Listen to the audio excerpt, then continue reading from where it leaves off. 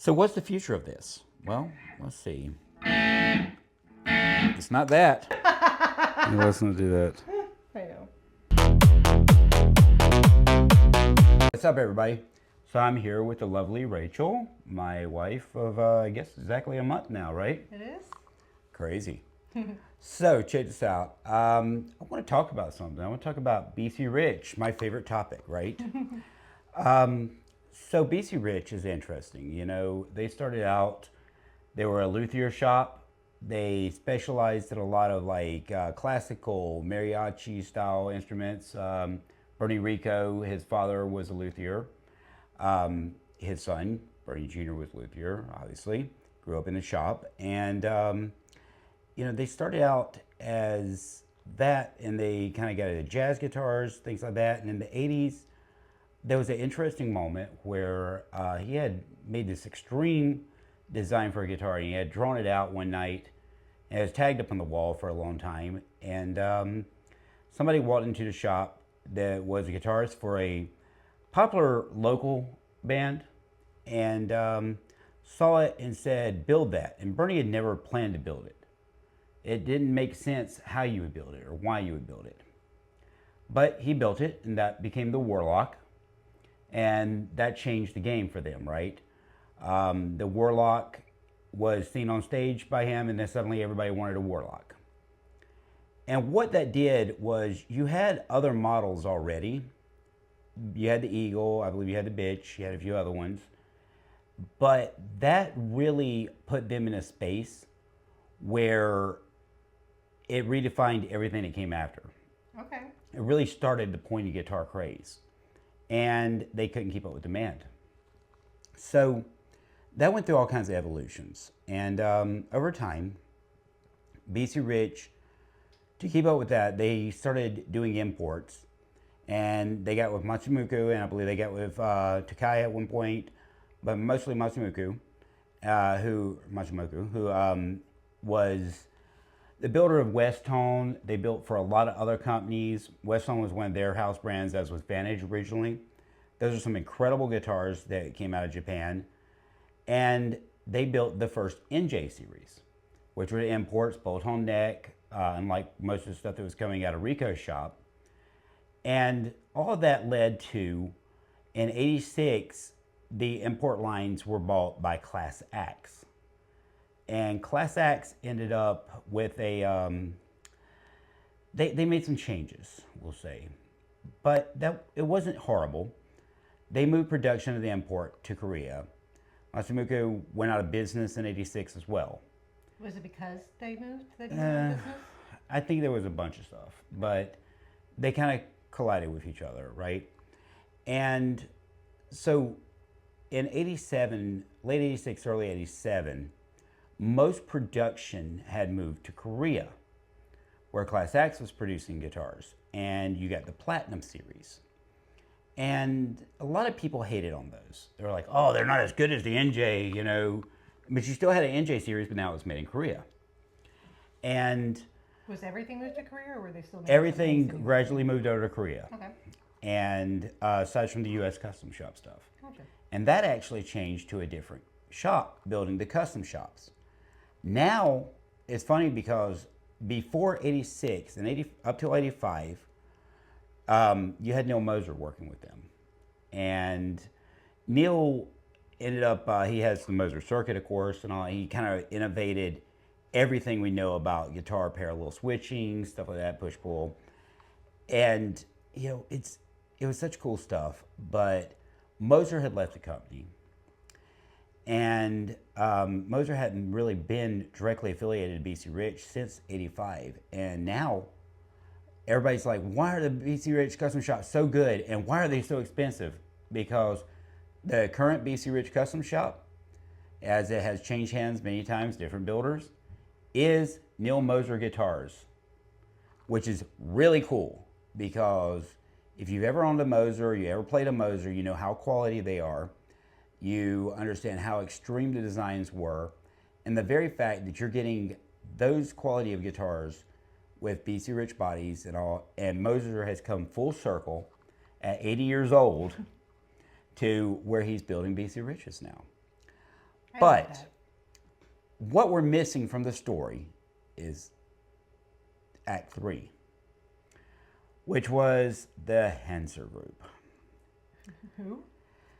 It's a company that had bought the BC Rich branding, bought the likeness, bought everything. And yeah, Do like they with own the whole any, company or just the custom? they owned Okay. the company. Okay, got it. And just like with any brand, where you have loyalists and followers, people bitch when things change, right? Yeah.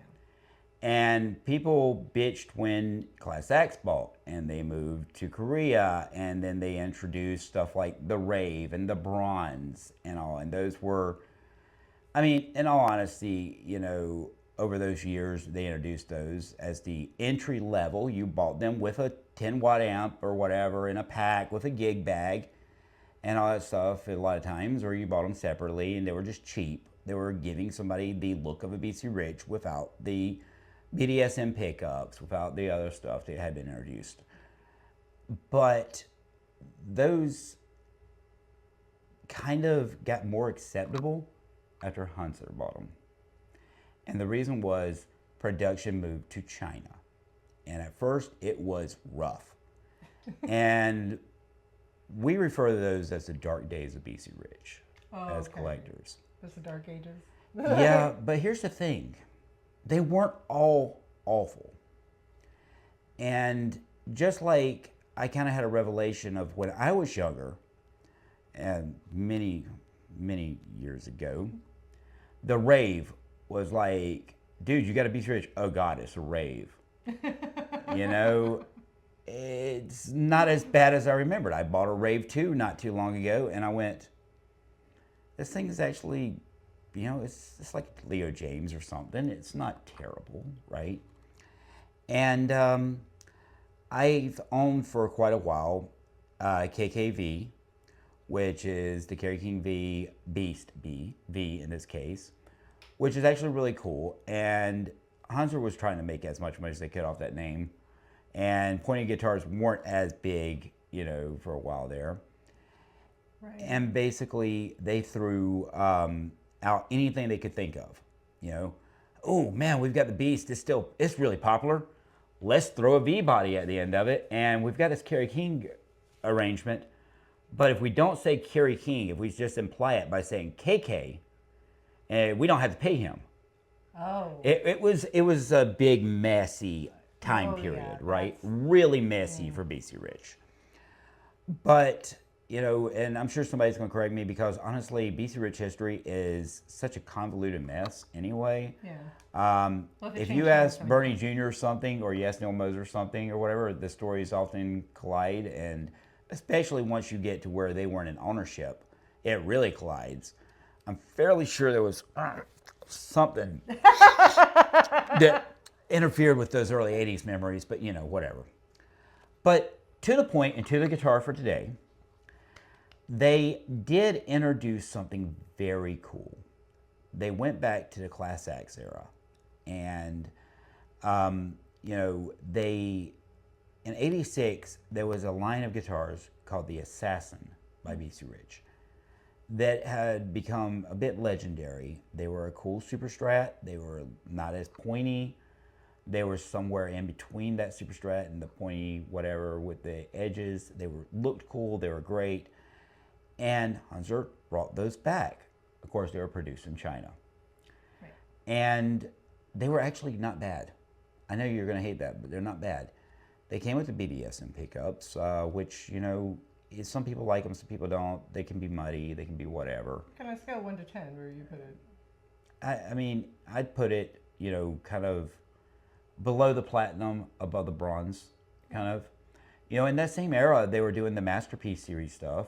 We have a Masterpiece bitch that we actually probably should finish building, but, we haven't done that. It's kind of still sitting just like it was when we made a video on it, but, Time is a thing. it's pretty and it's not terrible. But let's get to my point here of, by bringing back the Assassin, they tried to bring different levels of it. And the entry level was called the ASM 1. And this one is filthy because I literally just picked it up from somebody. He told me it had been his first electric guitar. He told me that his uncle was a distributor for BC Rich at the time, gave it to him. And here's the interesting thing. I've owned like 3 of these over the years. Yeah. And I've owned an ASM2 and I've owned an ASM Pro. And I don't hate these guitars. The neck is actually great. It's very Jackson-like. Okay. It's, it's got a standard 6-screw trim, but it's not a terrible one. The tuners, in their marketing, they were like, oh yeah, these BC Rich tuners are going to help you stay and sustain at all time, blah, blah, blah, and tuning, and they're great. And honestly, they're the weakest part of these guitars. I mean, is there really a tuner that makes it that you never have to tune again? Oh Is there yeah, really- well, I mean, not that you never have to tune again because string stretch and all, Right. but there are tuners that are much better. I mean, Goto makes incredible Okay. tuners. Most companies, Grover and all, make incredible tuners, but whatever, that you're not going to get them on a guitar at the price point these were at. When these were being sold, they were, I think the retail on their models was somewhere around $350, but you saw them for $199 at Guitar Center all the time, new. Yeah. And, they $100 is fair. And now these actually bring 3-ish because they have the BC Rich tax on them, right? Nice. You can't buy a new BC Rich for under like $1,300, but there's a reason for that. Yeah. Anyway, so this one, like I said, it's got the BDSM pickups, very basic, 3-way switch, volume and tone. It's got a diamond inlays. Now this one, I'm kind of thinking that maybe it's got its original strings on them because they're very rusty. Mm-hmm. The frets have never been polished, obviously, but overall, it's in good condition. It does need some love. And we'll take care of all that because Yeah. I actually bought this because I have a plan for it. I was actually thinking about, the ASM wasn't a bad guitar. I'd love to see what I can build one into. I never did that. And I actually really like the neck profile on them. So I wanted to kind of talk to you guys and, give a little BC Rich history stuff and, future. Yeah. There's a lot of misinformation. I've watched so many BC Rich documentaries and people talking about BC Rich and all, but if you go to BC Rich Unlimited on Facebook, Neil Moser is very vocal in that group. That's how I met him. That's how we were able to identify the Moser as being legit and that it was one of 75 and that we did really good on buying that when I thought I was crazy for what I paid Yeah. and you somehow didn't kill me. But Cap. You just put a cap on it, that's all. But, he's talked about that he is now the BC Rich Custom Shop. He's talked about all that stuff. And somehow, it seems like 90% of YouTube missed that. But whatever. We're setting the record straight. Buy a new BC Rich, you buy a Moser. Yes. That's basically it. If you buy a custom shop.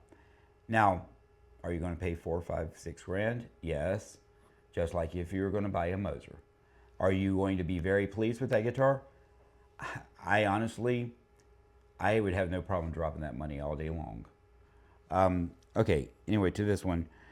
There's not a lot here. I mean, it is a entry-level guitar as far as the hardware and the pickups, but you did get the BDSMs. They are respectable. People hate on them or whatever. I've never had a problem with them as far as for a basic guitar, right? So let's just see, what's the tone like on this thing? We got a little distortion here. We're going to go to neck pickup.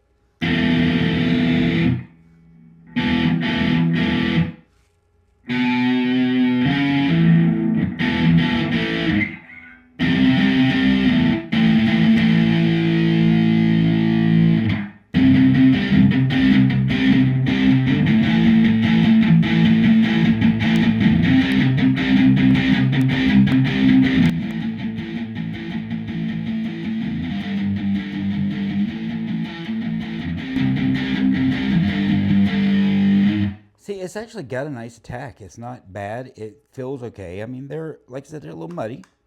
And these are very dirty. Let's see, we'll go down to the bridge.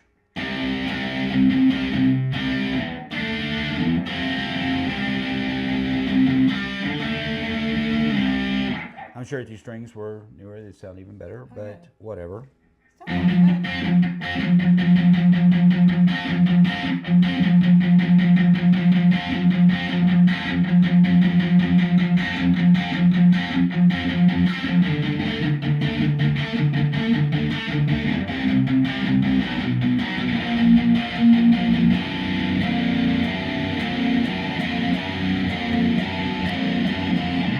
Anyway, Yeah, I like it when you not play. the worst. I don't. Thank you. I prefer when other guys are on the channel, but whatever. But anyway, they're not the worst. But the biggest thing is the profile of the guitar. It's got some nice points to it, as you see. I like how it's kind of elongated and it's got a nice curve. It's, not bad. It's a basswood body. It is a maple neck. It is a rosewood fretboard. This one, I mean, it's got the later headstock, which is a little pointier, a little thinner than some of the ones like during the Platinum series and all. It's got the pretty little BC Rich crest stamp that the early ones don't.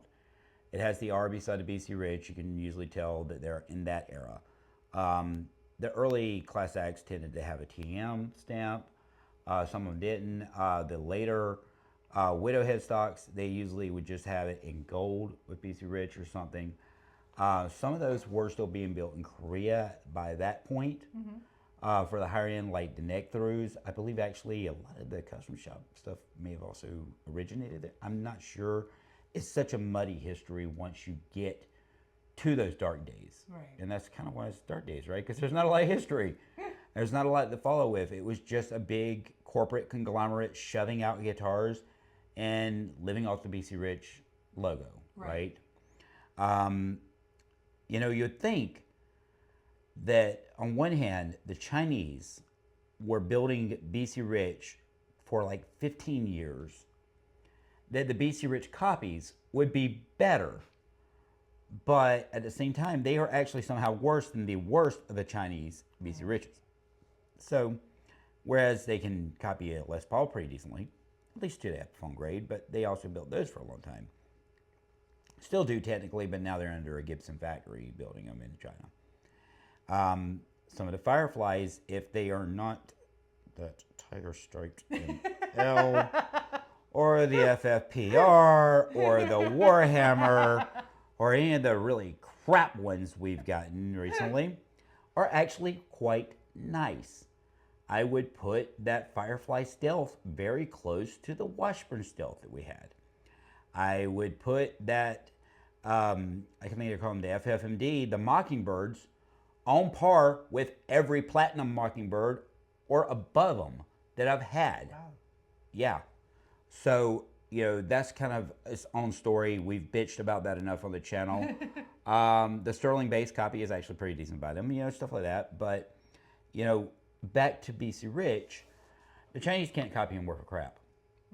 That little Ironbird that I showed yesterday, it looks good. It's not the worst thing, and honestly, I'm kind of tempted to throw a pair of BDSMs in there and just be like, hey, look, and branded, of course, copy on the back of it. Well, of course. But, so what's the future of this? Well, let's see.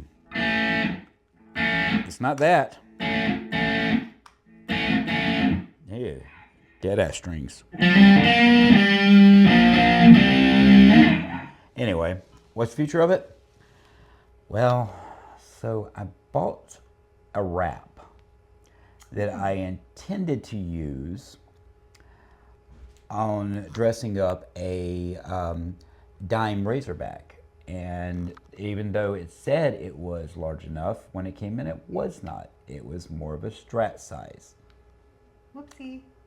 Yeah, I needed a Strat to wrap it in, and I thought about wrapping a Switch Vibracell, but oh my God, just looking at the amount of curves and the fact that, it would never look right. Yeah. It would never look right. I thought about a couple other guitars, and now I'm thinking about this one, and so I did a couple of renderings of what it would look like, and there was never one that was cool like that. These were very basic color. There wasn't a lot of differences. Obviously, I will go through and, fretwork's not terrible on these. They actually, at least, hey, unlike the Chinese ones, that are Chinese copies, they all reach the edge of the fretboard. And this actually is rosewood. It just looks like it needs some love. It's That's still all. mother toilet seat for the Mother toilet diamonds. seat. Yeah, they're definitely not Abilene or Pearl. These frets are in decent condition, so we'll polish them up really nice. We'll condition this thing. We'll probably wrap it. And then I'm going to put some badass pickups in it. Yay. I'm going to put some nicer tuners on it. Yay. I'm going to swap out this bridge to, not a top-of-the-line Floyd Rose top mounter or something, but something, decent. And we're going to see if we can build a really badass guitar out of the basic ASM. But one of my points here is also, just because we were in the China era, the Hanser era, the crap dark ages, doesn't mean they were all bad. It is funny that because there's such a limited amount of guitars that sold so many thousands of them in the market and so many people bought them up, I think the Stranger Things thing helped motivate it. Yeah. Just the fact that BC Rich kind of went dark for a minute and now they're expensive has motivated it. But, it shot up the platinum era and Korean NJ eras, like he had played in the show. Well, yeah. For the Warlock. And then it kind of piggybacked everything else. And those got, So not just eaten that up. style, but everything else. Well, yeah, and of course, the early NJs and all, and the US ones have always been valuable, and they actually increased because those were increasing. I mean, now platinums, I used to pick up platinums all the time for $100. Now $400, $500 in okay condition. Yeah. But they've come up, and that's weird because I think I sold the last ASM I had for $60 or something. Really? Oh. Well, just because I was thinning the collection and somebody needed a guitar and it was decent enough, Fair. But I think I paid, I got a couple things with this one, so that's probably around the same amount. But a lot of these are listing at $350, and someone's selling at that, and I'm going, why?